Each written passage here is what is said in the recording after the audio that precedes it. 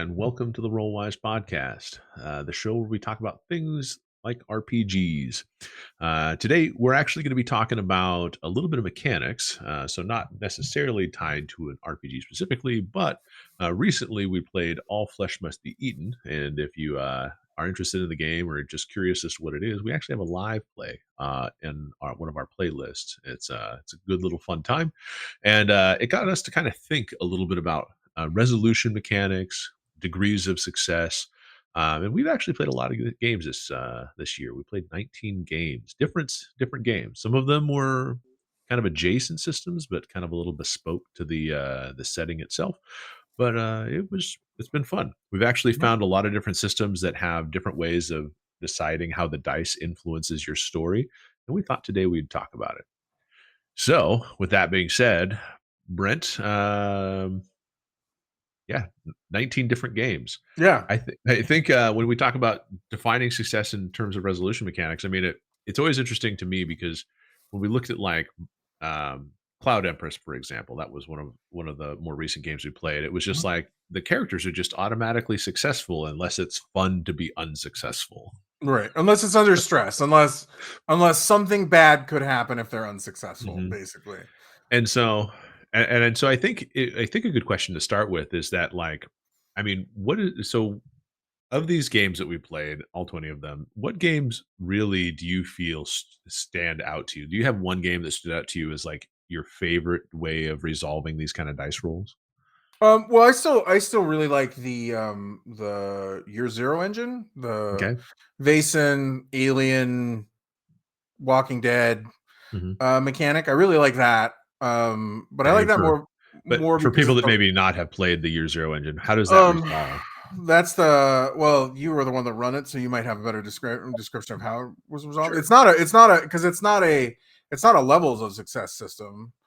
It Um Well, it can be. So, like, and this is what's interesting about the Year Zero engine is that with the different games that Free League has put out, they do manage to tweak the engine enough for the games that they're intending to play to give you an idea as to how if the system can kind of feel like the setting that they want. Yeah, So. because sometimes there is more successes based on how many Mhm. sixes you roll versus right, correct? Yeah, so like in Vason, Um, for example, as the game master, I'm just going to use that term ubiquitously throughout this. Is the game master, I would say, okay, well, this requires two successes, so you'd have to roll two sixes in order to be successful at said thing. Whereas with Alien, I hadn't encountered any rules, but when we were playing Charity of the Gods, all you needed to do was roll a single success, and then of course have a bunch of yellow dice, so you can have a lot of fun with stress. Right, which is usually seems to be the thing is one success, and I know there's a couple of the games where if you roll like a six is what you need as a minimum for success, and then Mhm. things stage up if you roll more than one six as kind of a levels of success. I can't remember if that was Coriolis or one of the other ones. Oh, it might be. We haven't played Coriolis, but it is on our two playlists. So if people Yeah, are and I interested and in I us did read playing. it, so I think that might be the one. Okay. Yeah. So if people are interested in watching us play Coriolis, make sure you smash that like button. Ooh. And subscribe. Yes, YouTube talk. Okay, moving on.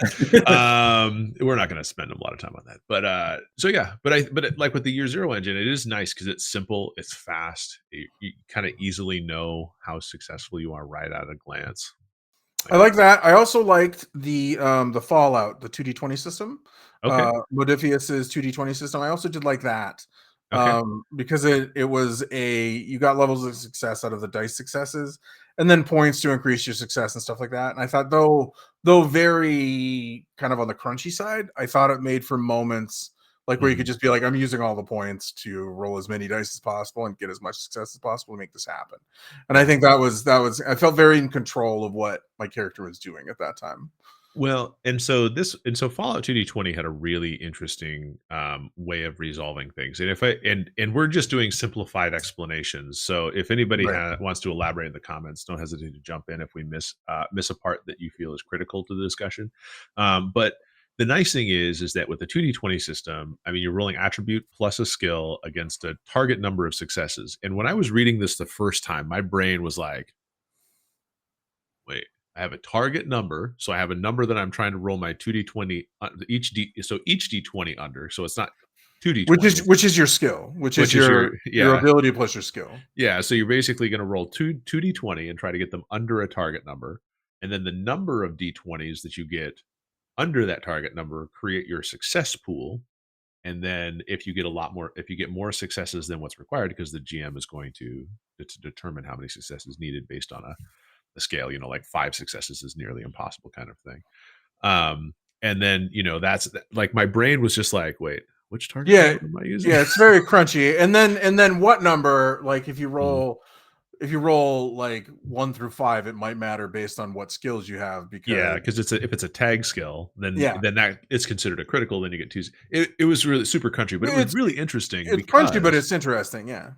and that part that I think that I really liked about that system, and and I didn't actually get to play in Fallout 220. I just was watching these guys play, but watching these guys build that momentum Hmm. as they basically, are starting to get points back from getting extra successes and then starting to spend points. And it just became this like free flowing, like, oh, I got more successes. I'm going to put those in the pool. I'm going to roll some extra D20s. And it just allowed them to kind of plow through some really interesting things, and as you said, it set up a really cool Yeah. scene at the You end feel there. you when you get the hang of it, you feel in control of what your characters are doing, Mhm.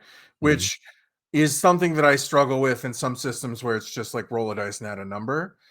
Yeah. And there's no control over, well, can I re-roll that or not re-roll that or take a different result or what like that and, or something like that. Like that's Mhm. one some of the times that I feel the most powerless in a role-playing game. And not to shit on D&D again, but one of the times that I feel like the most powerless in D&D is when I'm rolling that D20 and I roll 5.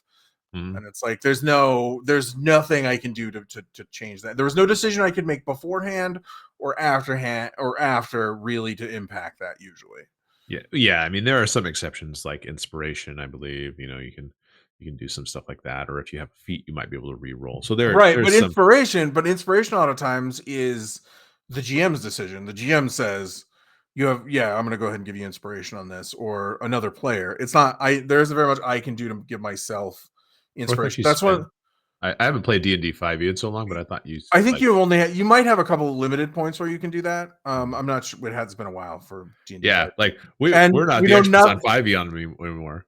And we know nothing about the 2024 version. Yeah. But like that's one of the reasons why DC 20 was nice is because you could always spend that action point for that Mhm. reroll. So Yeah. you're very much in control of what your character was doing. Mhm.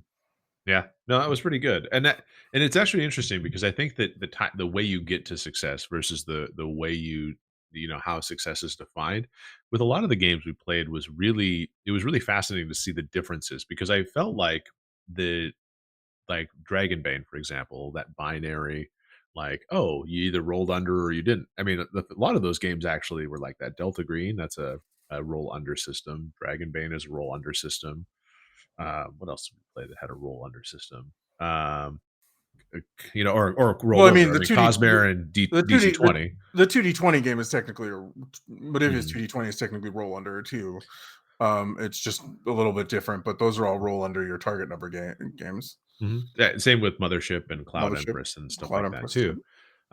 But I mean, in those kind of things, that binary success, I mean, those have their place too, though, right? Like, I mean, if Well, I'm going to say, I think Mothership and Delta Green and those roll under systems. I'm starting to see like the real point, and this is a holdover from when I played a lot of like Dungeons and Dragons and stuff like that. Is I think the key to those systems is realizing that, and we discussed this kind of before when we really it felt even after as long as I've been role playing, like really Mothership and Cloud Empress kind of pointed me in the direction of it should only be when it's important. Like, and they say this all the time, but it's hard to like picture it in your head. Is like only when it's important because in D&D you have a tendency to do like flavor rolls sometimes, where it's like, mhm, oh yeah, go ahead and roll your observation skill, so I can give you more details about the scene, or make up more details about the scene, mhm, or give you a clue as to what's going on.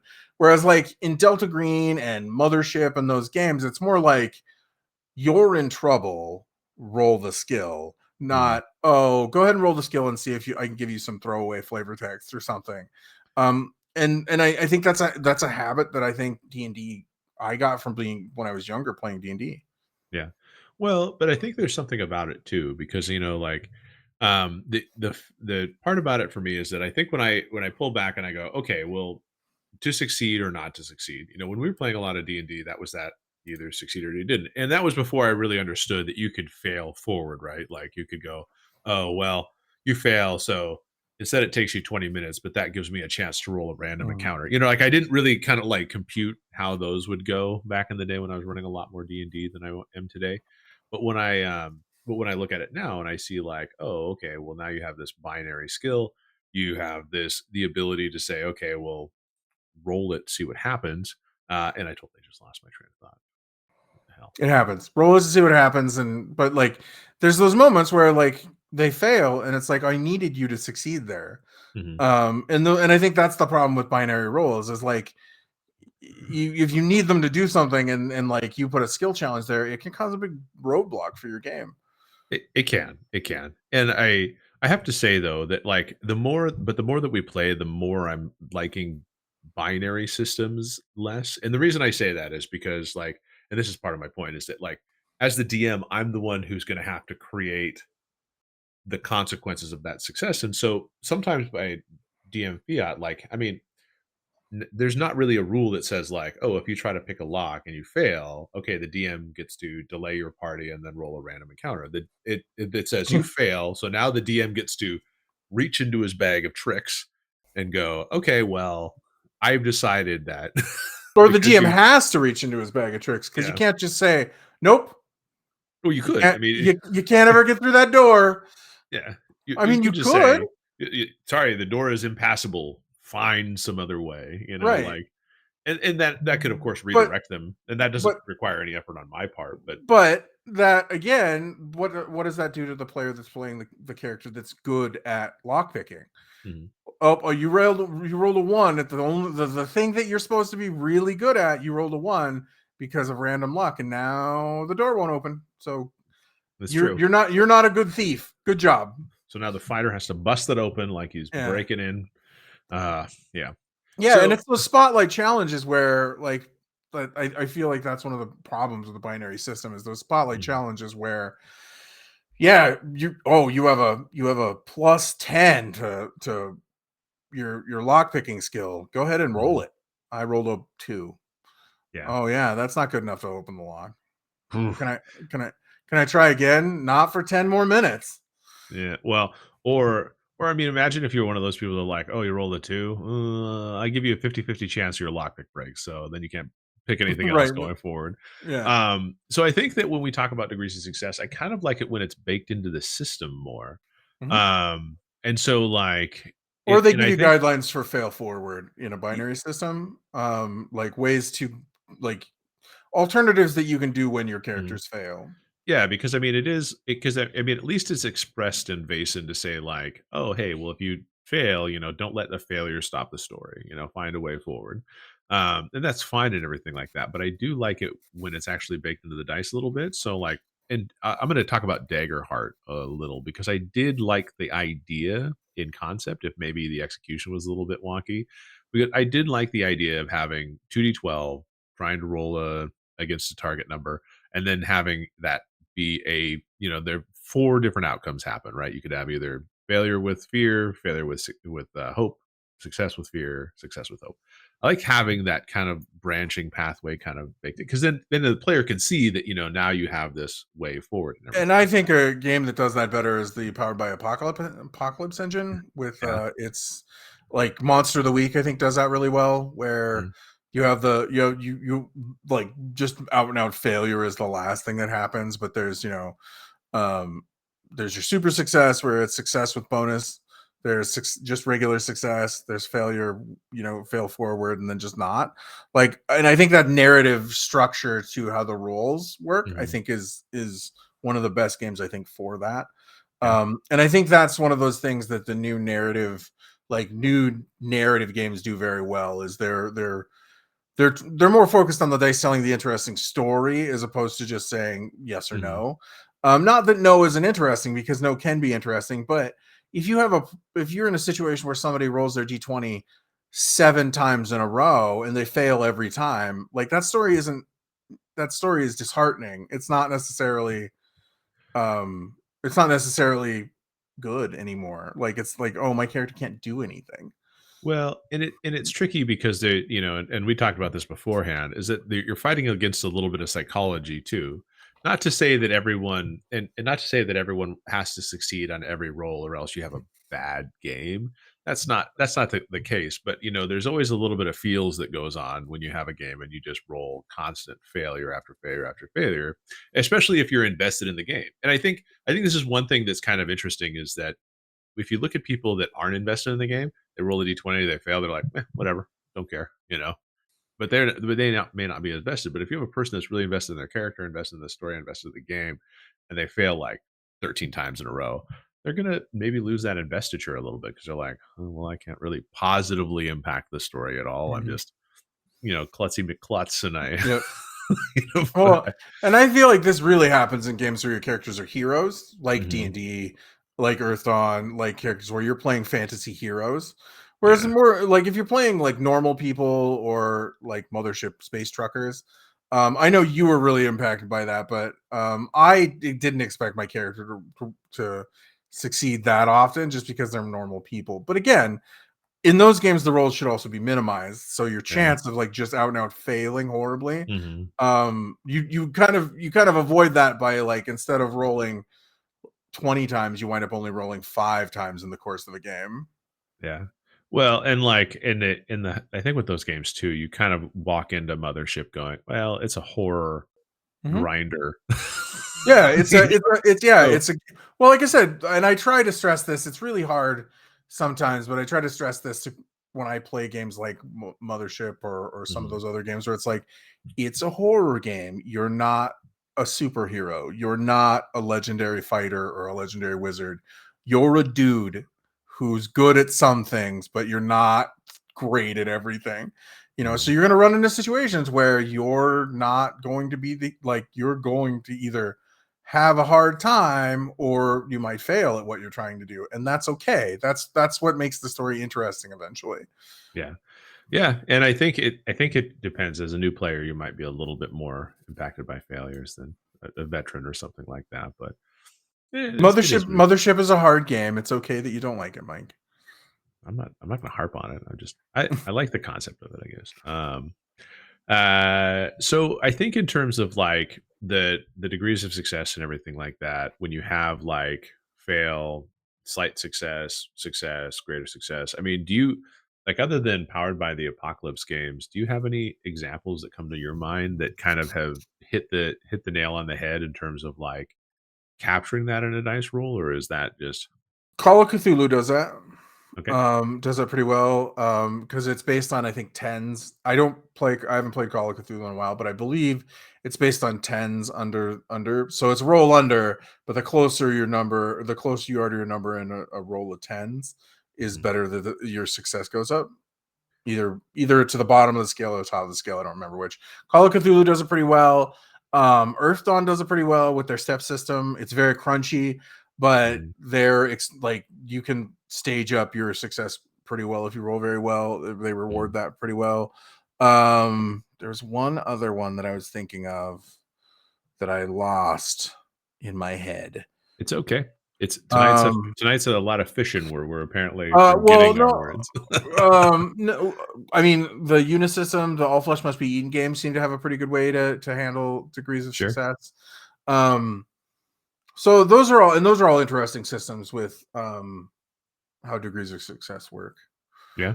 Would you Like would you like have a anything. favorite out of those that, Oh, like I like the Powered by the Apocalypse system is the best mm, for that sort of like, and what part of the reason I like it is because I like in Cult or Monster of the Week, it's very prescriptive as to what's supposed to happen. Like mhm, it tells you if they roll over this number, this is the information that they get. mhm, And I think that helps the specific type of story that you're doing mhm, in those games. And I think that's nice from a GM perspective. yeah. Well, and it's also nice because in Monster of the Week, and other Powered by the Apocalypse games as a DM, I don't roll really, Right. I just you just make your roll, and if you mess up, sorry, Not dude. my fault. Says in the book that you got to take damage. Right. So I didn't do it. You did it. No. Well, it just encourages proactivity too. Mhm. So I think that's It's what's true. nice about this. Yeah, and I think that's really good. Like, I honestly I have to say that we hadn't really played any Power of the Apocalypse games, and then we really just dug into Monster of the Week, and I was surprised at how well and fun the game plays, just for its that because I thought it would be rather limiting to play with the moves and everything like that. Mhm. Because it was like, okay, well, you have these moves, and then um, you know, you have to, like, as the GM, I have to figure out which move you're trying to do without you stating the move, to kind of like keep you immersive in the narrative, and all that stuff. And I was Right. like, It feels very restrictive at first, but what I realized in reading Cult and Monster of the mhm, Week is it's the stuff that I would do anyways. It's just trying to put that in a it's trying to put the formula on paper. mhm, It's really the stuff that I would do as a GM anyways. mhm, Is kind of what I figured. What like after reading it a couple times, I was like, oh, it makes more sense than I thought. It did feel handcuffing at first when I thought about mhm. running it, but so I see what you mean. Yeah. Well, and like I said, at first it was kind of it seems like kind of a bit, and if you really only come from games like D&D and stuff like that, Less going narrative. to going into Monster of the Week, you're going to be like, oh, it's going to feel a little restricted, but then like as soon as you get that figured out, feel like that's why that's probably to the strength as to why you see so many different Mhm. versions of hacks of Powered by the Apocalypse or whatever it would be. Oh, it tells a Um, good story. yeah, and it tells a good story, and that's half the reason why some people are there is they want to play a good story, they want to part of a good story and everything like that. I actually still think that some people like to play the mechanics, like they really enjoy the mechanical nature of the game. There are people who play just to roll dice. Yeah. I think in most of the groups that I've been in, I don't think I've had many of those players. Mhm. Really, in our like in our group, I don't think we have many. Uh, Does any like Nobody comes to mind for me as to like mechanically minded people that are there for the like the board gamey component of yeah, it and I want to having roll a die. I want to roll dice. Yeah, but I well, think but we and I may have had that when we were playing more D&D, we just didn't realize it. right, and I think that's the thing. But I also think that as you role play and if you invest in the hobby, and you move and you continue to do it, I think that Mhm. part of the game, as you grow, I think that part of the game Yeah. becomes less because what you start enjoying is like telling the story and you start enjoying your Mhm. character more. And you're less invested in the board game aspect. I think that's just a level evolution of what Yeah. you do in the hobby. Yeah. Um So, out of curiosity, do you like this is something that I was kind of wondering about is that like there are diceless role playing games out there where like mhm. Amber, if my memory serves, is like Amber is basically like a game where you have a certain you have assigned a certain stat, and then of course your NPC has assigned a certain stat, and if your stat is greater than them, with that you don't really know, so you just kind of have to challenge that stat in them, and then in a fair situation you obviously win. But but with those kind of diceless role playing and stuff like that, do you think that you would enjoy that if based on the story, or do you think that you prefer having the clank and solid dice in hand kind of thing? I like a resolution mechanic because I like some randomness, even though I fail a lot. I like Hmm. some randomness. I would not enjoy a game where everything seemed predetermined. Kind of I like don't rock think. paper scissors almost. Well, there are games that use rock paper scissors for a resolution mechanic. I mean, Hmm. that's still kind of. I mean, it's not random. I mean, there's people that know you can win rock paper scissors all the time, but there's still some sort of resolution mechanic because.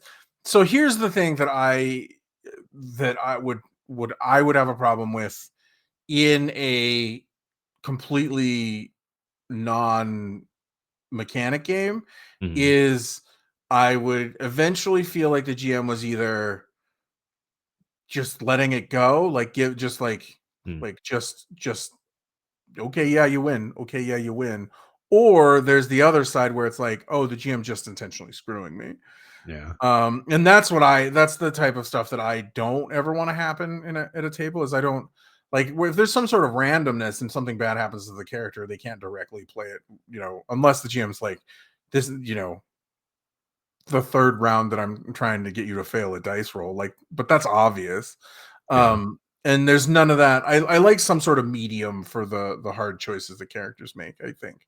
Sure. So What so I what you're what saying is you don't want it to be in the GM's hand to decide how your story plays Right. out when there's a situation where there's because the nice thing about dice rolls is they build tension. Like that's Mhm. they you go, okay.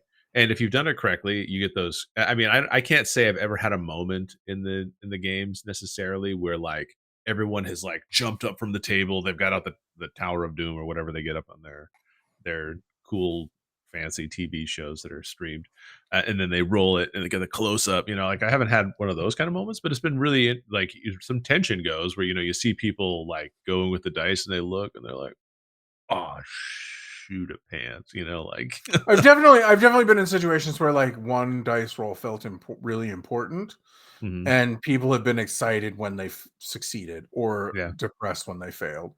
I definitely have had those moments, and those are and yeah, and those are the moments that you're looking for with that mechanic, and the mechanic should support that. mhm, And I would be interested in most diceless games, from what I've seen, aren't narrative freeform games. They're, oh yeah, we use cards, or we use rock paper scissors. yeah, So it'd be interesting to play a completely narrative game, where maybe you compare numbers or something like that. yeah. Um, I haven't played Amber in like a gajillion well, there's years, so I also just like remember. Everway, I think, is another one, which Sure. is the interesting game that I've heard is completely diceless, where it's a lot of negotiate. It's just basically negotiation. Like, Yeah. Well, and that brings up one other point. The nice thing about having dice and doing it is, like it allows you to kind of not like if you suck at negotiation, you're gonna suck at that game, right? yep, Like, uh-huh, I mean, unless you want to use that game to get better at negotiation, I guess that's maybe. your cup of Well, tea. But and like I said, that's the thing is like if somebody's just dictating what's going on, mhm, like it could feel like, oh, there's nothing lost, nothing gained. Like it's just this is just the way it's going to go, which may get boring after a while. It's basically somebody telling you a story and you interacting with it a little bit. mhm, Or, like I said, if you could go the other way, where if maybe the person's not good at it and mhm, unintentionally is just like feeding you a line of shit, like that's not going to feel good, and eventually as a game either. yeah, Like, and I worry about combative mechanics, like in certain games where it feels like the GM might feel like they're picking on you, yeah, because I and never would want a player to feel that way. yeah, and that's where you felt that way a little bit in Daggerheart when they at least in the playtest because we haven't played the full game, and obviously in one of the playtests that we hit, I could bank a lot of fear and then basically be like, I'm gonna wipe you off the map. Here we go. Right. Well, no, that's what I said. That's what I would worry. That's what I would worry about in Daggerheart is Mhm, a GM that isn't necessarily as good as other GMs, like ruining that experience for somebody. I yeah. didn't necessarily feel that way. I felt like my character wasn't good at the things that It seemed like he was your supposed to be mechanics good at. weren't close Yeah. to your design principles. Well, Yeah. they character that on the surface seems like they should be a good fighter, and when you got under the hood, you realized it was a lawnmower engine and a Ford F-150. Yeah, he was supposed to talk a lot, Yeah, to fancy people, it seemed, and trip people. I think that was the 2 things he was good at, was, like, tripping people and talking to fancy people. felt like that was the Yeah, generic character. which isn't a character that I like to play per se. I like how it was. I think it was like unarmed combat that he could do some fancy maneuvers with if you really got in there and got really creative. Well, But he had a special ability where he could disable people, was mhm, the he could inflict that status on them. yeah. Um, but, like, it also only helped melee people, which we didn't have. The other person wasn't a melee person, so it's Mhm. exceptionally not that great at the game. It was basically like, "Hey, I've got him down. Blow us both up." Yeah, exactly. Um, which is rough sometimes when you have that character and they don't Yeah. fit into the scenario. Yeah, no, I guess it is kind of funny because, like, I have to say that, the one thing that resolution mechanics really can do is it really can make you feel good about the game, in terms of how it's played. Because I do think that there has to be, like, a sense of, it has to go both ways, right? And I feel like in like when we played DC-20, I really liked DC-20's like it had a binary system, but at least if you succeeded, it scaled up your success, right? If you did really well. But also if you failed, there were a lot of times where you would still have something positive happen, especially in the spell casting, like you could Mhm. still blink. You didn't just go, I, ca- I cast whatever You didn't misty just go. You didn't just and go. yeah, Yeah. you still got 10 feet even if it wasn't exactly what you wanted. But I really like the resolution where it didn't have multiple states where you go, okay, well, I roll my hit and then have to roll damage. And so I did this smacking good hit. I feel great about rolling an 18, and then I rolled a one on my Right. long Run one on sword your damage. damage. Yeah. Fortunately, I have Yeah. a couple points of strength to kind of back that up. But like, Yeah. Multiple failure states are a weird thing statistically too. Like I remember in 40K it was always interesting. Like you roll all these dice and it's like, well, half of them on somebody that's good at this, half of them will hit, and mhm, then half of them will wound. So like that the multiple failure states are difficult sometimes because like you can feel like you did really good, like above average, and then like be countered directly countered by being below average on the next roll. So mhm, multiple failure states are hard too. Like multiple rolls are difficult. yeah, um one of the things what I wanted to say, one of the things that's it's cool about levels of success too mhm, is what it does is those unexpected moments. mhm, Like I remember I don't know, I think it was a story I read about where it was an Earthon game where like you can basically your dice explode with levels mhm, of success, right? And I remember there was a story a guy told, and I think it was on Reddit that I read it a while ago, but quite a while ago. But he told a story about how his windling archer shot an arrow at a dragon and killed it. mhm, Because his dice exploded and it exploded multiple times with that stages of success. So it mhm, allows for some really like you can make some really epic things happen, and those moments are always really memorable because like it shouldn't have happened, but it mhm, did. yeah, And I feel like and those moments are so rare they stand out, whereas like those like just binary yes or no, they don't because like it's not like you do it all the time in a game. You roll those mhm, dice all the time, and so their mhm, value becomes less. yeah. Yeah, and I think that can be a tricky thing to grapple with when you're Hmm. trying when as the GM, if you're like, okay, well, do I want to have them roll again? Because they're gonna if they're getting into a combat like in D&D combat felt long to me, so you're gonna roll a lot of swing and a miss or swing and a hit. Hmm.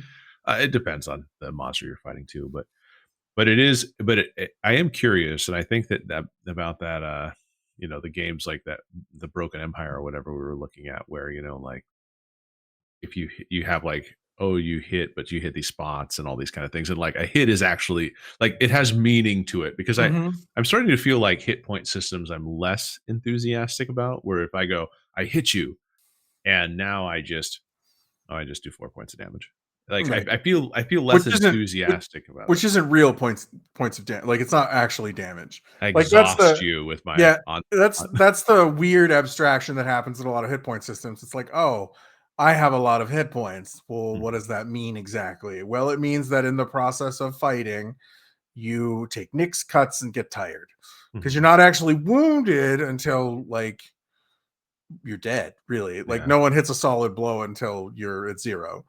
yeah, And that's all. That is always like the idea is you're trying to capture that like Errol Flynn cinematic sword fight where it's back and forth and you're harrying mhm. your opponent and all that stuff.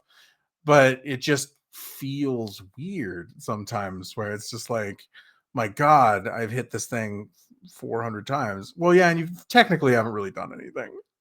Well, yeah, I think that there's like a certain amount of a desire I have to play games that have the when it's a combat, especially where combat is like it's meaningful when you hit, like Mhm. I mean, unless the design of the combat is to be where if you hit they're ineffective, like that kind of sucks from a design perspective. Be like, haha, I made a monster that if you hit it, you do nothing.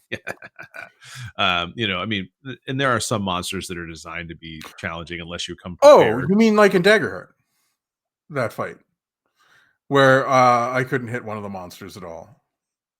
It was I mean, you just did half damage to it, So, because if it was a Monday, I think if I remember correctly, the playtest, it was like if it was Monday and you did half damage. No, I'm pretty sure it was none. Mm. It's been a while, but I thought I looked at but well, moving. well, half of two. Yeah, half of nothing is still nothing. Yeah. No, but I think that in terms of but I think that that's I think that's what one of the reasons I was really enthusiastic about DC-20 is that I was like, I saw you guys hitting stuff, like, I remember that first swing of the game, where you were just like, "Okay, well, I put you in this, kind of you're training, with another person to pay off your bar tab," and you just go out there and you just crushed them, Mhm. like, using your training axe and boom, and it knocked him down, and you're like, "Oh, guess my tab's paid." Yeah, but that was I mean, I rolled a crit that time. That was It was a yeah, great way to start a it was game. a bonkers way to start a game. Yeah, And actually that character played well for that. yeah, But like again, I think the DC-20 the real advantage to that DC-20 game was I felt in control. Like mhm, I could add damage, I could add a plus to the attack, I could re-roll it based on my mhm, action points. And that was a nice feeling. Because the feeling was like I did everything that I could do to make sure this was successful. yeah. So if you were to have a long-term game, that you were playing for more than just a one shot or something like that, and you had a game that you liked the way that you resolved it, you put it in a Powered by the Apocalypse type game, or do you have another system in mind that you would use for a longer game? I think it depends. Well, it kind of depends on the game. Like there's certain games I like certain systems with. Like Cult, I really enjoy the Powered by the Apocalypse engine that it uses. Mhm. If I was going to play a generic game where I just picked a system That you for, wanted to punish, Mike and Jeff with.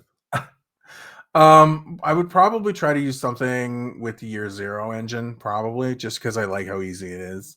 Mhm, I consider like my biggest concern with the dice rolling mechanic system at this point is one, it supports the feeling of the game, mhm. and two, it doesn't get in the way of gameplay. Sure. I would rather have a system where that encourages me to roll dice less than encourages me to roll dice more, if that makes sense. Yeah. Well, and that's true. And I have to say that, when we were looking at some of the games that we were going to play to close out our year, I did look at Cypher System in the terms of like Appalachian. I just was not falling in love with the game. Like, and it was curious because I would be curious to see how the game plays if you used I think what was the recommendation? It was Basin. Well, yeah, Use the setting, but then, yeah. take Basin on top and see I how it think goes. I think that's one of those. So, one of the things I don't know if we've talked about this very much, but I'm very much a person that feels like bespoke systems should go with the game. Like Mhm, I don't. I have a hard time. Like Shadowrun is an example. Like I've always had a hard time thinking of another system run Shadowrun is because the system is such like the system is Shadowrun to me. mhm, So like running Shadowrun in like Feng Shui feels weird to me. mhm, And so I struggle with that a little bit. So, but I think at Old Gods of Appalachia and the like Vason sort of Year mhm. Zero engine, I feel like those would go together well because they match themes. Now here's a question though. Do you think it's because you've played so much Shadowrun that you would have a hard time inserting another system into that? And That is part of it, yeah. if you played Shadowrun as much as you did, because you were what system you were playing fourth edition, or were you playing something earlier? 3 and 4 were the ones that I Yeah. played the most. Because I feel like if you haven't played a setting and I just inserted another one, you wouldn't have developed a feel of it yet. True, that is And so correct. I think that that's kind of an interesting concept because I mean, like if you're gonna change some setting on somebody, you might as well do it before they really get the other game going. But there have been things where if there's a pre-existing system, I have seen people try and port things over, and they still doesn't feel right for some reason. Hmm. Sometimes sometimes I feel like the bespoke system that comes with the game, sometimes it supports how the game is supposed to be played. And there's a feeling that the writer, because Mhm. he wrote them together, Yeah. there is a feeling that the writer is trying to encourage in Yeah. the game. So for example, um, you could run a Delta Green game without the sanity system, but why would you do that? Like that feels that you would be basically playing well, you might as well play like a different game like Esoterrorists or a game like that where you're more of a heroic type of Mm. investigator. Mhm. And that's kind of what I mean is like yeah, you could do a lot of stuff, but why would you do it without Like it just fits. Like Delta Green is just Delta Green. So, but I wonder. I'm curious if it would fit with another system that also had a similar insanity type mechanic, but different. Obviously, a different mechanic. You know, like Yeah, I just think I just you could make it fifth edition. They have an insanity. Yep. I don't want to say what I was gonna say. So let's move past that. Move past it. So Transferring things into D&D that shouldn't necessarily belong there. okay. So I guess in terms of like system resolution and stuff like that, I mean it's a fun topic to discuss. I personally, think that there's a lot more examples we could go into as to how this system works. Um, but we could save examples and stuff like that for the chat. So if anybody has their favorite resolution system that they have used, like what they liked, how the outcomes were presented to them, it led to interesting stories. Put it in the chat. I think at this point we're looking for some of those really interesting games or experiences that other people have had and see how they play for our table, because we're obviously still looking for new games to play. We're not playing a huge campaign of anything. So Mhm. we Yeah, it's fun. we're doing one shots and stuff, so And we it's good to hear about new games. So yep, and test them out, try them out. yep, and there may be more Age of Worms at some point next year. Maybe depends of how much conversion Mike wants to continue to do. I One still have to read a bunch. I'm one thing I going want to through it. say about success systems is I know a lot of people. One of the things that people say is like, which system is right for you?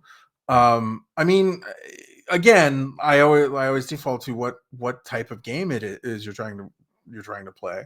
If you're trying to play a horror game, a game where your lower is probably going to build more tension, mhm, where your players aren't as skilled. If you're playing a heroic game, D&D is great for that. Like your characters are going to be usually more heroic and be able to do things. There is kind of a curve; it is swingy.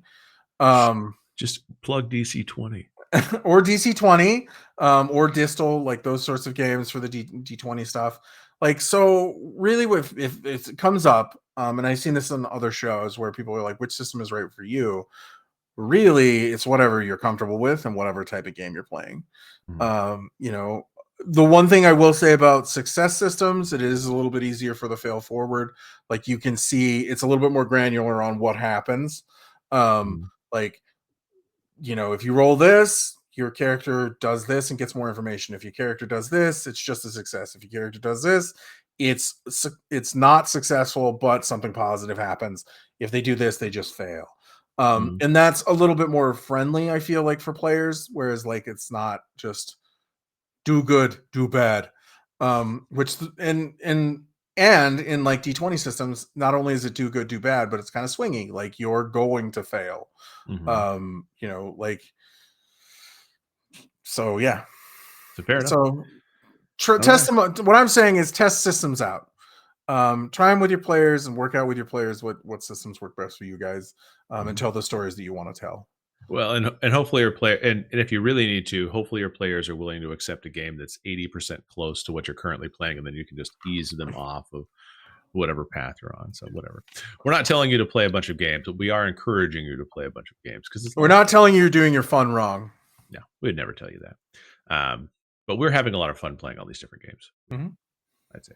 So with that being said, I think we're going to wrap it up there. If you guys have any comments, any feedback for us as to what you'd like to hear more about, or if you have games that you'd like to see us play, because we may play it at our home table, so you may not see it on the channel. But if you have games you want to have us play and get our feedback, let us know. We're we're open minded. Is that a We're game curious. So polygamorous? Like, polygamous.